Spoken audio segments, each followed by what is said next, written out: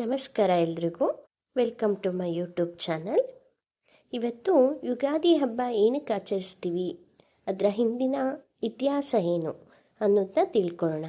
ಪುರಾಣಗಳ ಪ್ರಕಾರ ಈ ಜಗತ್ತು ಸೃಷ್ಟಿಯಾಗುವ ಮೊದಲು ಎಲ್ಲೆಡೆ ಕತ್ತಲೆ ಆವರಿಸಿತ್ತು.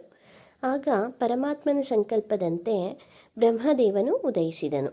ಬ್ರಹ್ಮದೇವನು ಈ ಇಡೀ ಬ್ರಹ್ಮಾಂಡವನ್ನು, ಅಂದರೆ ಸೂರ್ಯ, ಚಂದ್ರ, ನಕ್ಷತ್ರಗಳು ಮತ್ತು ಭೂಮಿಯನ್ನು ಸೃಷ್ಟಿಸಲು ನಿರ್ಧರಿಸಿದ ದಿನವೇ ಈ ಚೈತ್ರ ಶುದ್ಧ ಪಾಡ್ಯಮಿ. ಇದನ್ನೇ ನಾವು ಯುಗಾದಿ ಎಂದು ಆಚರಿಸೋದು.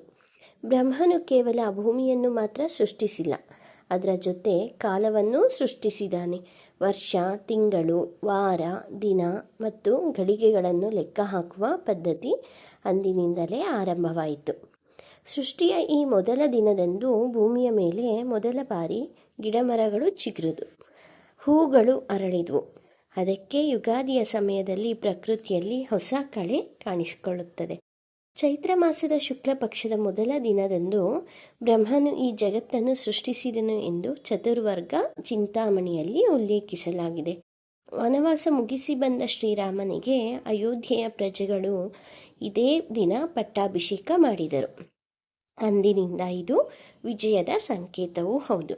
ಕೃಷ್ಣನು ತನ್ನ ಅವತಾರ ಮುಗಿಸಿ ವೈಕುಂಠಕ್ಕೆ ತೆರಳಿದ ನಂತರ ಕಲಿಯುಗ ಆರಂಭವಾದದ್ದು ಕೂಡ ಇದೇ ಯುಗಾದಿಯ ದಿನದಂದು.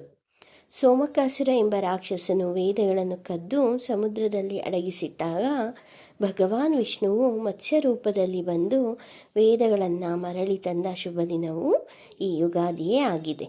ವಿಜಯನಗರ ಸಾಮ್ರಾಜ್ಯದ ಕಾಲದಲ್ಲಿ ಯುಗಾದಿ ಹಬ್ಬವನ್ನು ಅತ್ಯಂತ ವೈಭವದಿಂದ ಆಚರಿಸಲಾಗುತ್ತಿತ್ತು. ಅಂದಿನಿಂದಲೂ ಇದು ಕನ್ನಡಿಗರ ಸಾಂಸ್ಕೃತಿಕ ಗುರುತಾಗಿ ಉಳಿದು ಬಂದಿದೆ.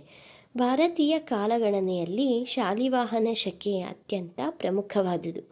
ಶಾತವಾಹನ ವಂಶದ ರಾಜ ಶಾಲಿವಾಹನನು ವಿಕ್ರಮಾದಿತ್ಯನನ್ನು ಸೋಲಿಸಿದ ವಿಜಯದ ಸ್ಮರಣಾರ್ಥವಾಗಿ ಈ ಹೊಸ ಶಕೆ ಆರಂಭವಾಯಿತು. ಚಳಿಗಾಲ ಮುಗಿದು ಮರ ಗಿಡಗಳು ಚಿಗುರುವ, ಹೂ ಬಿಡುವ ಸಮಯವಿದು. ಭೂಮಿಯು ಹೊಸ ಚೈತನ್ಯವನ್ನು ಪಡೆಯುವ ಕಾಲವಾಗಿರುವುದರಿಂದ ಇದನ್ನು ಕೃಷಿ ಸಂಸ್ಕೃತಿಯಲ್ಲಿ ಹೊಸ ವರ್ಷ ಎನ್ನಲಾಗುತ್ತದೆ.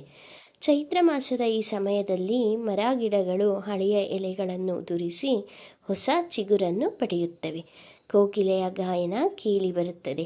ಅಂದರೆ ಹಳೆಯದನ್ನು ಮರೆತು ಹೊಸ ಚೈತನ್ಯದೊಂದಿಗೆ ಜೀವನ ಆರಂಭಿಸಬೇಕು ಎಂಬುದು ಇದರ ಮುಖ್ಯ ಸಂದೇಶ. ಯುಗಾದಿಯ ಪ್ರಮುಖ ಆಕರ್ಷಣೆ ಬೇವು ಬೆಲ್ಲ. ಬೆಲ್ಲ ಸುಖದ ಸಂಕೇತ, ಬೇವು ಕಷ್ಟದ ಸಂಕೇತ. ಜೀವನದಲ್ಲಿ ಬರುವ ಸೋಲು ಗೆಲುವು, ಸುಖ ದುಃಖ ಎಲ್ಲವನ್ನು ಸಮಾನವಾಗಿ ಸ್ವೀಕರಿಸುವ ಸ್ಥಿತಪ್ರಜ್ಞೆ ಬೆಳೆಸಿಕೊಳ್ಳುವುದೇ ಇದರ ಮೂಲ ಉದ್ದೇಶ. ಹಬ್ಬದ ದಿನ ಸಂಜೆ ದೇವಸ್ಥಾನಗಳಲ್ಲಿ ಅಥವಾ ಮನೆಯಲ್ಲಿ ಪಂಚಾಂಗ ಶ್ರವಣ ಮಾಡಲಾಗುತ್ತದೆ. ಆ ವರ್ಷದ ಮಳೆ, ಬೆಳೆ, ರಾಜಕೀಯ ಬದಲಾವಣೆಗಳು ಮತ್ತು ವ್ಯಕ್ತಿಗಳ ರಾಶಿಫಲಗಳನ್ನು ತಿಳಿದುಕೊಳ್ಳುವುದು ಇದರ ಉದ್ದೇಶ. ಇದು ಮುಂಬರುವ ಸವಾಲುಗಳಿಗೆ ಮಾನಸಿಕವಾಗಿ ಸಿದ್ಧರಾಗಲು ಸಹಾಯ ಮಾಡುತ್ತದೆ. ನಮ್ಮಲ್ಲಿ 2 ರೀತಿಯ ಯುಗಾದಿ ಆಚರಣೆಗಳಿವೆ. ಒಂದು ಚಾಂದ್ರಮಾನ ಯುಗಾದಿ, ಇನ್ನೊಂದು ಸೌರಮಾನ ಯುಗಾದಿ. ಚಾಂದ್ರಮಾನ ಯುಗಾದಿಯನ್ನು ಚಂದ್ರನ ಚಲನೆಯನ್ನು ಆಧರಿಸಿ ಆಚರಿಸಲಾಗುತ್ತದೆ. ಕರ್ನಾಟಕ, ಆಂಧ್ರ ಪ್ರದೇಶ, ತೆಲಂಗಾಣದಲ್ಲಿ ಈ ಥರ ಆಚರಿಸ್ತೀವಿ. ಇನ್ನು ಸೌರಮಾನ ಯುಗಾದಿ ಅಂದರೆ ಸೂರ್ಯನ ಚಲನೆಯನ್ನು ಆಧರಿಸಿ ಆಚರಿಸುವುದು. ಕರಾವಳಿ, ಕರ್ನಾಟಕ ಮತ್ತು ತಮಿಳುನಾಡಿನಲ್ಲಿ ಇದನ್ನು ಆಚರಿಸಲಾಗುತ್ತದೆ. ಇನ್ನಷ್ಟು ಚಾರಿತ್ರಿಕ ವಿಷಯಗಳಿಗಾಗಿ ನಮ್ಮ ಯೂಟ್ಯೂಬ್ ಚಾನಲನ್ನು ಸಬ್ಸ್ಕ್ರೈಬ್ ಮಾಡಿ.